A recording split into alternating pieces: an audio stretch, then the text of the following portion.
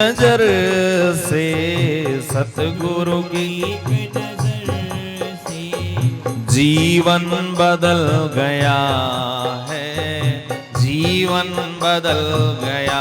सब बोलो सतगुरु की एक नजर से, हे सतगुरु की एक नजर से जीवन बदल गया है, जीवन बदल। और मंजिल से गिरते गिरते, मंजिल से गिरते गिरते बंदा संभल गया है, बंदा संभल गया है। मंजिल से गिरते गिरते बंदा संभल गया है, बंदा संभल गया। बजाओ ताली, भागवत सुन के जय हो।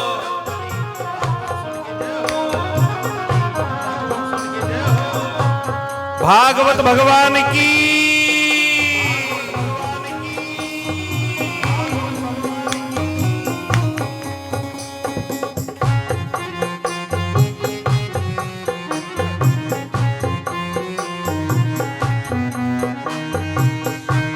कथा समापन की ओर है। जब से समझ में आया मैं आत्मा अमर हूँ, जब से समझ में आया मैं आत्मा। फिर से बोलो, जब से समझ में आया मैं आत्मा अमर हूँ, जब से समझ में आया मैं आत्मा अमर। हे था मौत का जो हौवा, था मौत का जो हौवा दिल से निकल गया है, दिल से निकल गया है। था मौत का जो हौवा, था मौत का जो हौवा दिल से निकल गया है, दिल से निकल गया। और बोलो, मंजिल से गिरते गिरते, मंजिल से गिरते गिरते ये बंदा संभल गया है, जीवन बदल गया है। गाइए, सतगुरु की एक नजर से, सतगुरु की एक नजर से जीवन बदल गया है, जीवन बदल गया। परीक्षित के लिए तक्षक चल दिया घर से। रास्ते में एक ब्राह्मण मिला, कहां जा रहे हो? परीक्षित को डसूंगा, लेकिन उससे पहले भगवान सुखदेव ने परीक्षित के सर पर हाथ रखा। जा, तू भी क्या याद करेगा कि कोई मिल गया। परीक्षित तो चारों के बाट देख रहा था, कब आए तक्षक। ध्यान देना, जब मन पूरी तरह से प्रभु में लग जाए तब मौत का भय। भगवान सुखदेव चले गए। बोलो सुखदेव भगवान की। उधर तक्षक चला, रास्ते में एक ब्राह्मण मिल गए। ब्राह्मण ने से पूछा, तक्षक ने, कहां जा रहे हो? बोले, परीक्षित मरेगा, उसको मैं जिंदा कर दूं, क्या इतनी शक्ति है? बोले, हाँ, मैं फुफकार लगाता हूँ। पीपल का पेड़ था, फुफकार लगाई, जल के राख हो गया। ब्राह्मण ने मंत्र पढ़ के जल छिड़का तो पुनः हरा भरा हो गया। ब्राह्मण से कहा, धन लेकर के चले जाओ, लेकिन एक ब्राह्मण के वचन को मिथ्या मत करो बटुकदेव। वो ब्राह्मण को भेज दिया। अब तक्षक चला। एक छोटे से जन्मेजय ने चारों ओर पहरा लगवा दिया। पुत्र, परीक्षित के पुत्र ने, कोई सांप अंदर ना आ जाए। लेकिन एक फूल के छोटे से कीड़े का रूप धारण करके अंदर गया। प्रवेश मिल गया। ब्राह्मण गए थे आशीर्वाद देने के लिए, दिया। तक्षक प्रकट हो गया परीक्षित के सामने। लेकिन परीक्षित तो ध्यान में बैठा। तक्षक ने मुंह फाड़ा, भयंकर विष की ज्वाला निकली। तक्षक भी रो रहा था जब परीक्षित को डसा। विष की ज्वाला निकली, परीक्षित का शरीर जल के भस्म हो गया। हवा चली तो उड़ करके राख अपने आप गंगा जी में विलीन हो। किसी का कोई हाथ नहीं लगवाया परीक्षित ने। बोलो परीक्षित जी महाराज की। सूत जी कहते हैं, ऋषियों, परीक्षित के मोक्ष को मैंने अपनी आंखों से देखा। कलयुग में भगवान के चरणों में मन लगाने का सबसे सरल साधन भागवत ही है। जो मैंने अपने पूज्य गुरुदेव से सुना वो आपको सुनाया। और मैं आप सबको बता दूं, जो मैंने अपने पूज्य गुरुदेव वृंदावन में रह रहे जिनकी अवस्था 85 वर्ष की है, उनसे मैंने 7 साल भागवत जी का अध्ययन किया। यत्र तत्र आचार्यों से जहां जहां जिनकी सेवा करके मैंने जो कुछ पाया, इस मंच पर बैठ करके मैंने आप सबको सुनाया। और आपने भी सबने बड़े प्रेम से सुना।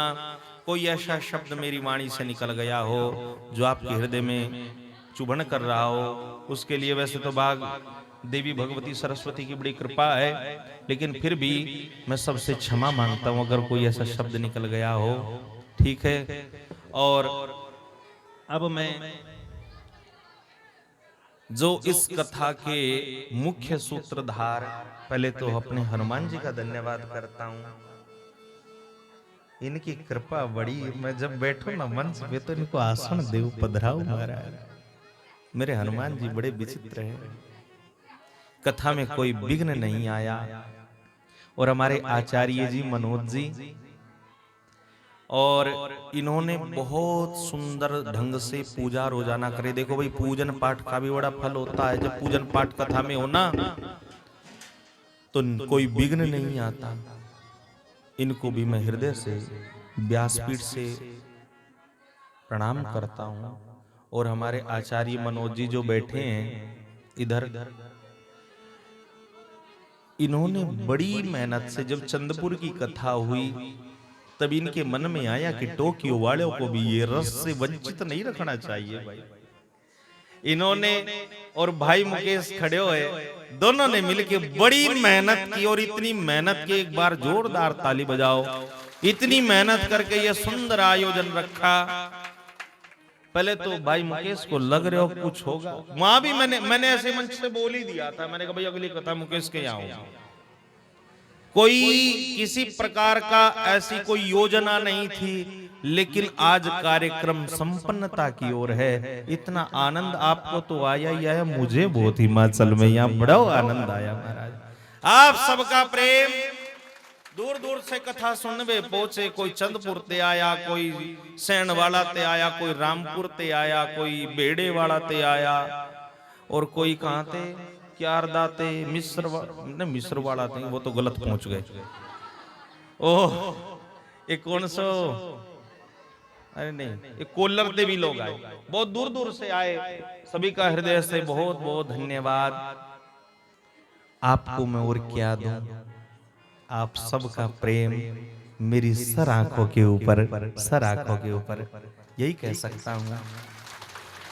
और भाई मुकेश ने यहाँ पर जो साउंड की सेवा की वो इतनी अद्भुत है। अगर कहीं और हम कोई और वक्ता इनका साउंड लगवाए तो इसी कार्यक्रम के लगभग 30-35 हजार रुपए तो लेंगे ही लेंगे।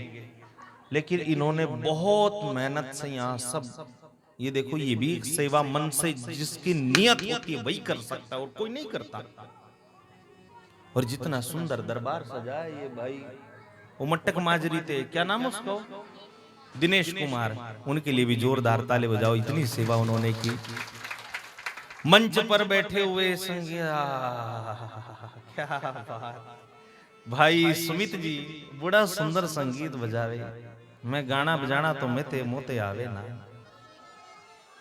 लेकिन ये कैसे मेरे से गवा देते हैं, ये तो भागवत जी जाने या सुमित जाने। बहुत सुंदर साज बजाए और जोरदार ताली बजाएं। और ये बैठे हो बगल में भाई, तेरी धोख दी रे,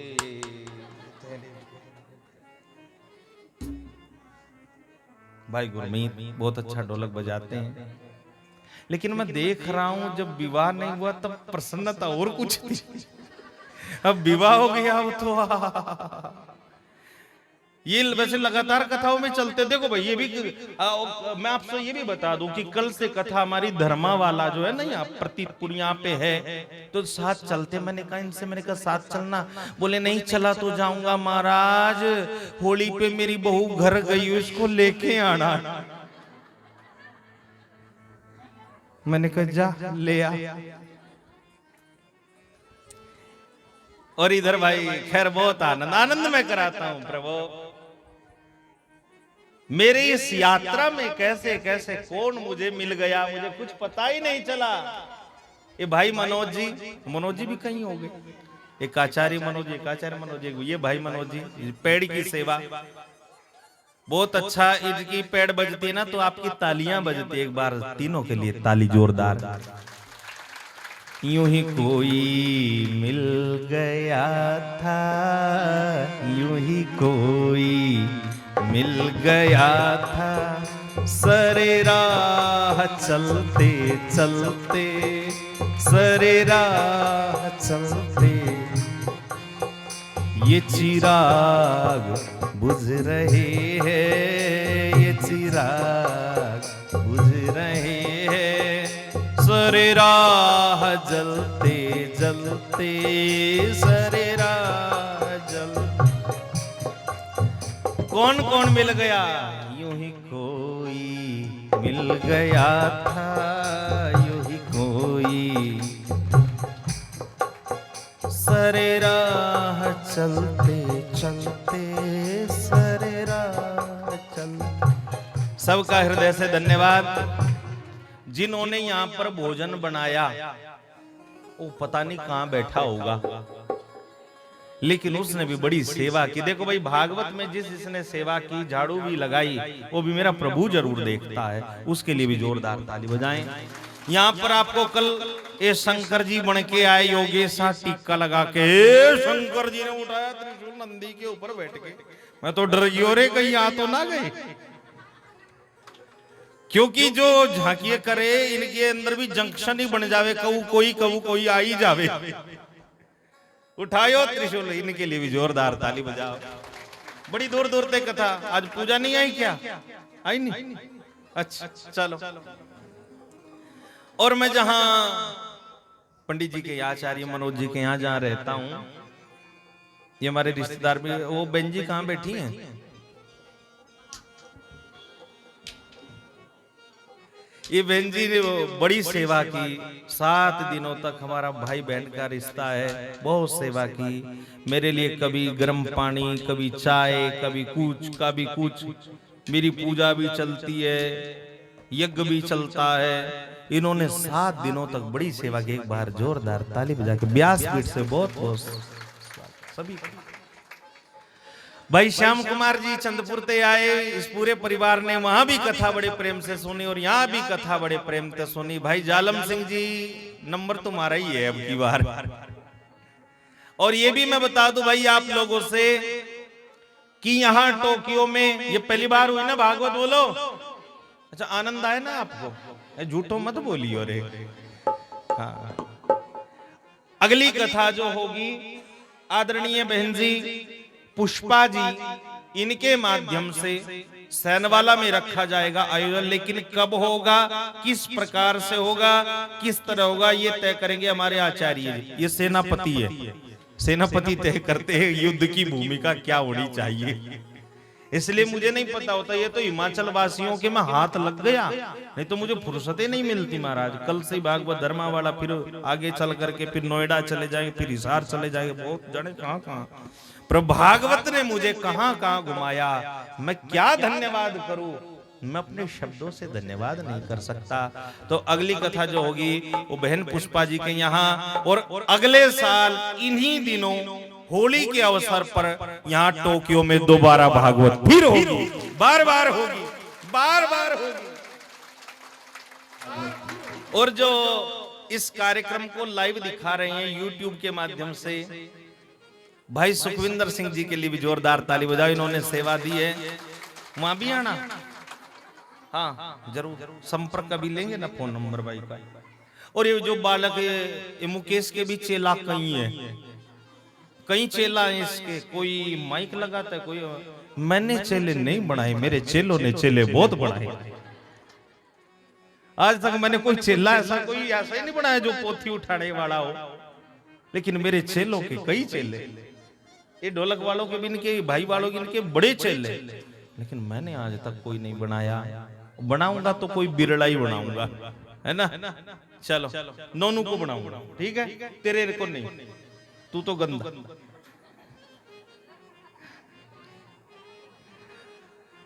एक बच्चा है नोनू, गगन का ही बड़ा भाई।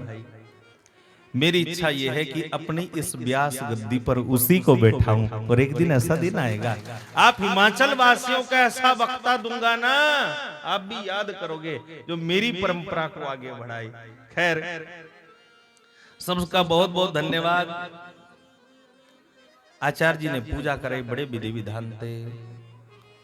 और ये बालक लोग बैठे ना पीछे, ये मुस्कुराता रहे, इनको भी सबको मैं देखता हूं, इनको देख के मेरा मन भी बड़ा गदगद होता है। युवा बालक हैं, हंसने मुस्कुराते अच्छे लगते हैं। इन्होंने बड़ी सेवा की भंडारे में, वो जलेबी परोसे लोगे, हाँ कितनी, तो एक की जगह 4 लेना, खाना क्या जाता है। फिर आगे आया चावल, बोले पहले कड़ी दे दे फिर दियो। इन्होंने बड़ी सेवा की, इनके लिए भी जोरदार ताली बजाओ। और मैं आज बता दूं आपसे, आदरणीय श्री सिद्ध बाबा बालकनाथ कमेटी टोक्यो, उन्होंने कथा में 5100 रुपया दान दिया। आदरणीय श्री परविंदर सिंह जी सैनवाला से 1100 रुपया। आदरणीय श्री नीना शर्मा टोक्यो से 2100 रुपया, तालियां चलती रहो। आदरणीय श्री रमेश चंद जी टोक्यो से 1100 रुपया। आदरणीय श्री जितेंद्र धीमान 551 रुपया। आदरणीय श्री गुरुनाम सिंह जी बेड़ेवाला 500 रुपया। आदरणीय श्री रूपेंद्र प्रकाश टोक्यो से 500 रुपया। गुप्त दान 1550 रुपया। जिन्होंने भी इस यज्ञ में अपनी आहुति प्रदान की है, जो 7 दिन की यजमान बने हैं या नहीं बने हैं, जिन्होंने कथा सुनी नहीं सुनी, एक घटना इस गांव में घट गई कि माता का शरीर शांत हो गया, वो परिवार नहीं आ पाया, सेवा नहीं कर पाया। मैं यही मंगल कामना करता हूं, प्रभु उस मैया को अपने चरणों में वास दे, उस परिवार को सुख शांति दे। मेरे लिए सब बराबर है भाई, सब बराबर है। जिन्होंने कथा सुनी उनका भी बहुत बहुत धन्यवाद, जिन्होंने नहीं सुनी उनका भी बहुत बहुत धन्यवाद। आगे से प्रभु उनको बुला करके जरूर लाए। लेकिन 7 दिन आए गए, मुझे इस गांव का पुरोहित ना दिखा महाराज। यहाँ का पुरोहित भी तो है? कहाँ है? माता जी आई, कहाँ है? हाथ खड़ा करी, जय हो। अगली बार पुरोहित को जरूर लाना, वाह को कहना कि जो गांव में पंडित जी आवे ना तो आना चाहिए, मिलना चाहिए, अच्छा लगता है थोड़ा सा, ठीक है ना। नहीं तो एक गांव में भागवत भाई, उसकी भी बड़ी कथा। चलो जो रह गया तो फिर सुनाऊंगा, क्या आपको सुनाता ही रहूं मैं? मन नहीं भरा तुम्हारा? भजन, हाँ तो भजन भी सुनाएंगे। चलो सुनाए रे भजन, इनको सुना दे। कौन सा सुना है?